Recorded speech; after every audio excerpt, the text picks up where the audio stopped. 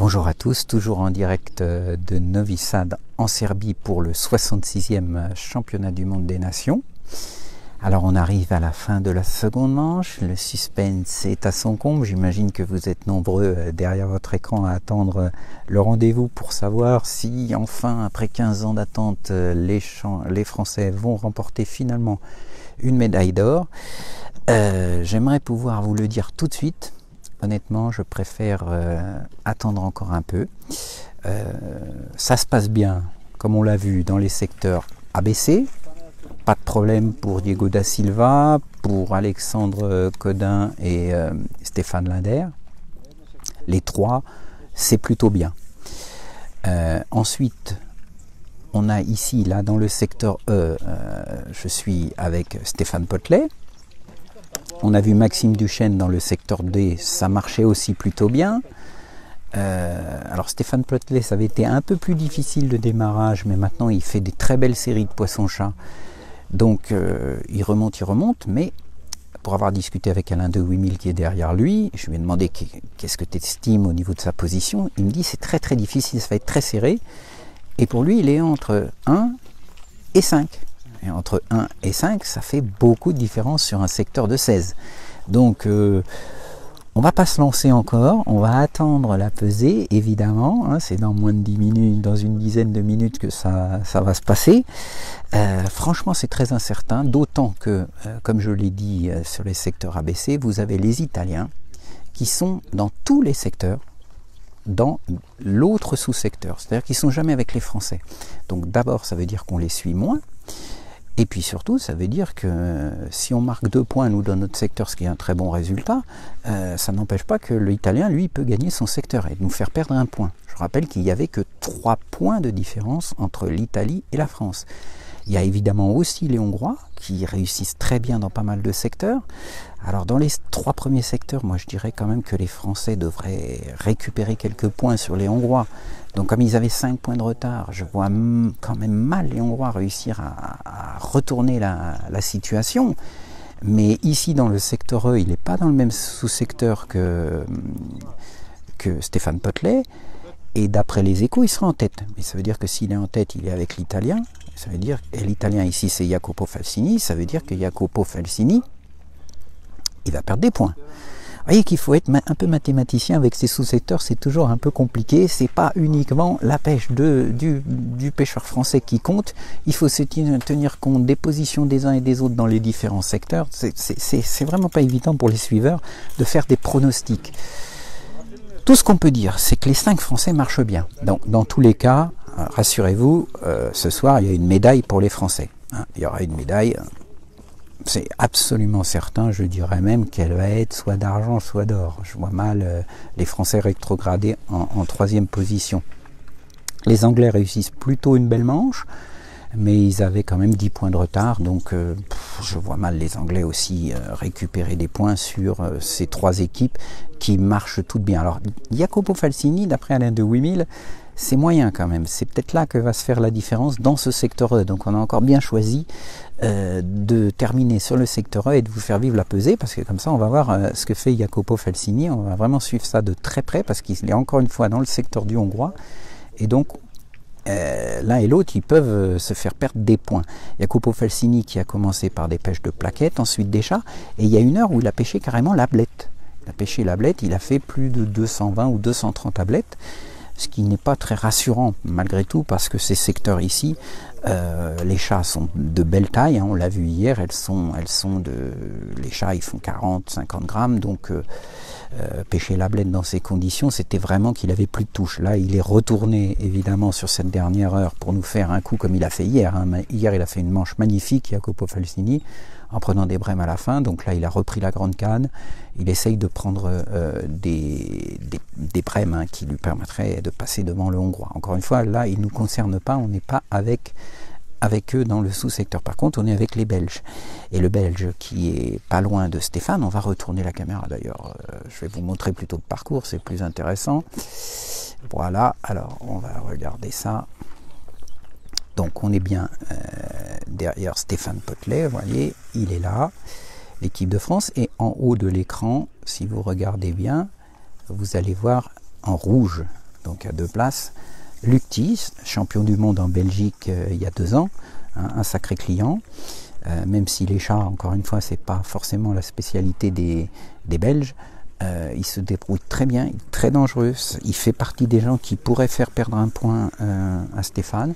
Mais vous voyez que Stéphane, il a quand même un bon rythme de prise et surtout les chats sont quand même pas vilains. Donc effectivement, il y a des gens qui prennent l'option de pêcher les plaquettes, mais si vous attendez 5 minutes avant d'avoir une touche de plaquette, même si elle fait 200 grammes, les autres qui pêchent les chats, ils peuvent en prendre 3 ou 4 dans le même temps et ça revient au même. Donc voilà, c'est encore une fois, comme toujours, hein, je le dis à chaque championnat du monde, c'est une question beaucoup plus de tactique, de stratégie que de technique de pêche. Ici, vous n'avez que des très bons pêcheurs. Ils savent tous tenir une canne, ils savent tous ferrer, ils savent tous ramener un poisson, ils savent tous rappeler comme il faut, mener de l'amorce avec la coupelle, enfin bref, ils maîtrisent tous ces aspects techniques. Donc qu'est-ce qui fait la différence? C'est les choix de pêche, les choix de distance, les choix de pêcher les chats ou les plaquettes, de pêcher en bordure, à mi-distance ou au large. Bon, ici, la question de la mi-distance ne se pose pas vraiment si vous regardez un peu l'ensemble du parcours. Je vais vous montrer. Vous voyez que tout le monde pêche à 13 mètres. Hein. Ici, on ne s'embête pas avec la pêche de bordure, même si Jacopo Falsini a pêché les ablettes pendant 1 heure. Jacopo Falsini, je vais vous montrer, il est un petit peu par là, il est un peu loin, il est à 2 places après Luctis. Donc si on regarde, on a Stéphane Potelet là au premier plan, ensuite on a un pêcheur, je pense, vu la couleur du maillot, ça doit être un luxembourgeois, bleu ciel c'est leur couleur, ensuite vous avez en rouge le pêcheur belge, ensuite vous avez un pêcheur hollandais, juste à côté de Luctis, puis Jacopo Falsini qui est en train d'ailleurs de prendre un chat. Donc voilà, alors vous venez d'entendre, je ne sais pas si vous l'avez entendu, mais la sonnerie des 5 minutes, donc on va suivre les 5 dernières minutes de cette manche un peu crispante quand même, parce que forcément plus on se rapproche de la fin et plus les pronostics sont à la fois précis et imprécis, c'est-à-dire qu'encore une fois, ok, Stéphane Potelet marche bien, il prend des chats, mais entre 1 et 5, ça fait une énorme différence. Hier, on voit que 5e, c'était le plus mauvais, entre guillemets, résultat des Français.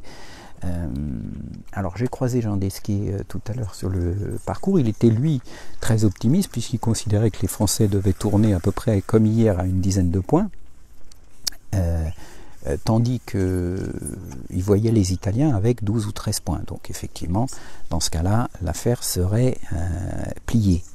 Mais moi je vais quand même attendre la pesée finale parce que ce secteur en particulier, ce secteur E, risque de se jouer à quelques dizaines de grammes près. Donc là, même un bon suiveur, il ne peut pas être aussi précis, c'est impossible. Là, Stéphane, c'est un tout petit chat.